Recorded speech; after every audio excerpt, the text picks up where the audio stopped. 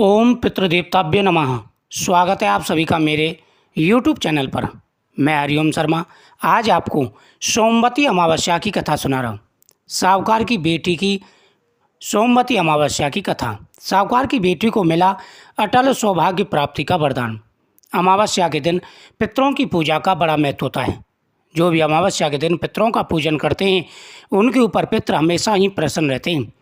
सुख, समृद्धि व अटल सौभाग्य प्राप्ति का वरदान प्राप्त होता है। सोमवती अमावस्या के दिन पीपल की भमरी दी जाती हैं। 108 परिक्रमा की जाती हैं। पहले दिन पकवानों से, मीठे से पहली अमावस्या को, उसके बाद में जब भी अमावस्या आए तो अपने हिसाब से, जैसे आपके यहाँ रिवाज हो उस हिसाब से पीपल वृक्ष की भमरी दें।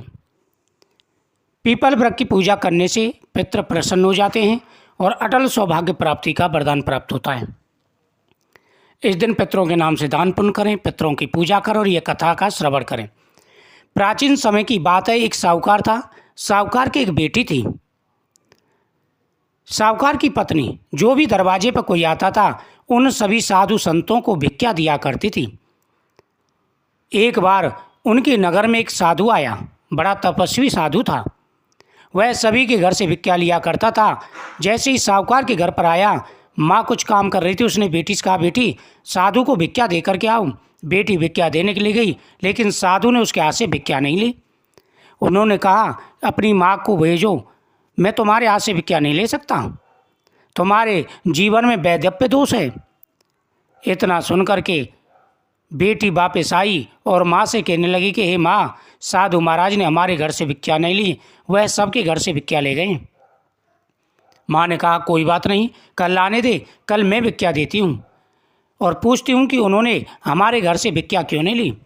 जैसे ही साधु आया, अलख जगाया, माँ थाल में भोजन लेकर के, सामान लेकर के आई और साधु को दिया। साधु ने सैर से स्वीकार कर लिया और आशीर्वाद दिया। उसने कहा कि हे साधु महाराज, कृपा करके ये बताइए कि आपने मेरी बेटी के हाथ से अन्न क्यों नहीं लिया, दान क्यों नहीं लिया। साधु ने कहा, हे देवी, तुम्हारे बेटी के भाग्य में वैधव्य दोष है और जिनके भाग्य में वैधव्य दोष हो, जिनके भाग्य में अटल सौभाग्य प्राप्ति का वरदान ना हो, उनके हाथ से मैं कभी भी भिक्षा नहीं लेता, क्योंकि भिक्षा लेने वाले का पतन हो जाता है। यह सुनकर के साहूकार की पत्नी घबरा गई और हाथ जोड़ करके कहने लगी कि हे ऋषिवर, कृपा करके इसका कोई उपाय बताइए, क्योंकि साधु संत ब्राह्मण सभी दूसरों का भला करते हैं। शास्त्रों में भी कहा गया है कि हमारे कोई पुण्य उदय होते हैं तभी ऐसे साधु संत ब्राह्मण मिलते हैं। साधु ने कहा, हे देवी, मैं तुम्हें एक उपाय बताता हूँ। यहाँ से पास ही के नगर में सोना धोबिन नाम की एक स्त्री रहती है। उसका नाम सोना है, वह धोबिन जाति की है। तो अगर आपकी कन्या उसे प्रसन्न कर ले और शादी के संगे वह आकर के अपनी मांग में से सिंदूर लेकर के अगर तुम्हारी बेटी की मांग में भर दे तो तुम्हारी बेटी का सौभाग्य अटल हो जाएगा, वैधव्य दोष मिट जाएगा। लेकिन वह कहीं आती जाती नहीं है, इस बात का तुम ध्यान रखना, वह पतिव्रता है। ऐसा कहकर के साधु चले गए और साहूकार की पत्नी ने बेटी से कहा, बेटी, तुम्हें सोना धोबिन को प्रसन्न करना होगा और जाकर के तुम सोना धोबिन को प्रसन्न करो। साहूकार की बेटी सोना धोबिन के घर गई। सुबह जल्दी उठ करके उसने सोना धोबिन के घर का सारा काम कर दिया। सोना धोबिन जगी और वो देखने लगी कि आज हमारा काम किसने कर दिया। वो बड़ी प्रसन्न हुई कि चलो बहू को कुछ बुद्धि तो आई, उसने काम करना शुरू कर दिया है। दूसरे दिन काम हुआ, बहू सामने से आई। सोना धोबिन ने कहा कि बहू, आज तो तुमने बड़ा जल्दी काम कर दिया। बहू बोली कि माताजी, मैंने तो ये समझा कि आपने काम कर दिया, मैं तो लेट उठी हूँ। उन्होंने कहा कि जब तुमने नहीं किया, मैंने नहीं किया, तो हमारे घर का काम कौन कर जाता है, ये हमें देखना चाहिए। सास बहू दोनों चुप करके बैठ गईं और देखने लगीं। सुबह एक लड़की आई और जल्दी जल्दी मुंह ढक के काम करके चलने लगी। सोना धोबिन ने उसको पकड़ लिया, कहा कि तुम कौन हो और हमारा काम क्यों कर रही हो। उन्होंने कहा कि मैं साहूकार की बेटी हूँ, मैं साहूकार की बेटी हूँ और मुझे एक साधु ने ऐसे ऐसे बातें बताई हैं, मेरे भाग्य में वैधव्य है। उन्होंने कहा कि तुम सोना धोबिन को प्रसन्न करो, यदि उन्होंने तुम्हारी प्रार्थना स्वीकार कर ली तो मैं आशीर्वाद दिया, अपनी मांग में से सिंदूर भर के तुम्हारी मांग में लगा दिया तो तुम्हारा सौभाग्य अटल हो जाएगा। इतना सुनकर के उसने कहा कि बेटी, मैं तुम्हारी मनोकामना पूरी करने के लिए तैयार हूँ। जब तुम्हारी शादी हो मुझे न्योता भिजवा देना। इधर वह घर आ गई। उधर साहूकार ने बेटी की विवाह की तैयारी की और विवाह का न्योता सोना धोबिन को भेजा गया। सोना धोबिन आई, उसका पति अस्वस्थ था। उसने बहू से कहा कि देखो मैं जा रही हूँ, तुम ध्यान रखना, मेरा पति अस्वस्थ है, शरीर ठीक नहीं है, इसके शरीर का ध्यान रखना। बाई चांस अगर कोई बात हो जाए तो मेरे पति के शरीर पर मक्खी तक मत बैठने देना, और जब तक मैं ना आ जाऊं तब तक मेरे पति के शरीर का ध्यान रखना। यह सुनकर के बहू ने कहा कि माताजी आप चिंता मत करूं। ऐसा कह कर के वह सोना धोबिन साहूकार की बेटी की विवाह में चली गई। जैसे ही भमरी का टाइम आया, उसका पति मर गया। उसी समय सोना धोबिन ने अपनी मांग में से सिंदूर लेकर के उस कन्या की मांग में भर दिया।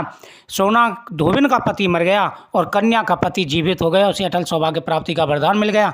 लेकिन सोना धोबिन को पता चल गया कि उसका पति मर चुका है। सोना धोबिन शादी करा करके चलने लगी। उसने कहा कि आप मीठा वगैरह ले जाइए। वन नहीं, मेरा व्रत है, सोमवती अमावस्या है, मेरा व्रत है, मैं कुछ खाऊंगी पीऊंगी नहीं। रास्ते में गई, एक पीपल का पेड़ मिला, 108 कंकड़ बीने और 108 भमरी दी। भमरी देकर के उसने प्रार्थना की, पितृ देवताओं मेरे पास पकवान वगैरह कुछ नहीं है, इसी को आप स्वीकार करें और मेरे पति को जीवित करें। प्रार्थना सुनकर के सोना धोबिन का पति जीवित हो गया। यह सुनकर के सभी पितरों ने भी आशीर्वाद दिया, देवताओं ने आशीर्वाद दिया, उसका पति जीवित हो गया। पूरे गांव में सभी चारों तरफ चर्चा होने लगी। सोना धोबिन वापस आई, आकर के देखा उसका पति जीवित हो चुका है। उसने पितरों देवताओं को धन्यवाद किया। चारों तरफ सभी चर्चा करने लगे, देखो सोना धोबिन का पति मर गया था लेकिन प्रिय कैसे जीवित हो गया। सभी आपस में विचार करने लगे और सोना धोबिन के पास आए कि तुम्हारे पास ऐसा कौन सा जादू टोना तंत्र मंत्र या देव कृपा है जिसकी वजह से तुम्हारा मरा हुआ पति जीवित हो गया। उन्होंने कहा मेरे पास कुछ नहीं, मेरे पास तो बस सोमवती अमावस्या की शक्ति है, पितृ देवताओं का आशीर्वाद है, जिनकी कृपा से मेरी पति की जो है मृत्यु टल गई। उन्होंने कहा कि मैं प्रत्येक अमावस्या को व्रत रखती हूँ और पीपल वृक्ष की भमरी देती हूँ, सोमवती अमावस्या का खासकर व्रत रखती हूँ।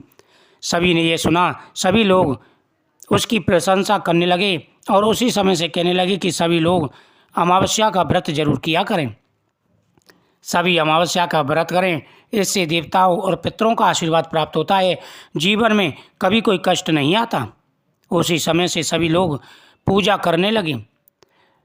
सोमवती अमावस्या के दिन पितरों की पूजा का बड़ा महत्व होता है। जो व्यक्ति पितरों का पूजन करते हैं उनके ऊपर पितरों की सदा ही कृपा बनी रहती है, कभी किसी भी प्रकार की कोई परेशानी नहीं आती, घर में सुख और समृद्धि बनी रहती है तथा पितृदोष भी दूर हो जाता है। इस दिन भगवान शिव का पूजन करें, खीर का प्रसाद भगवान शिव को समर्पित करें, ओम पितृदेवताभ्यो नमः इस मंत्र का जाप करें, ओम नमः शिवाय नमः मंत्र का जाप करें। इससे भगवान शिव और पितृदेवता प्रसन्न होकर के मनवांछित फल प्रदान करते हैं, हर प्रकार की मनोकामना पूरी हो जाती है।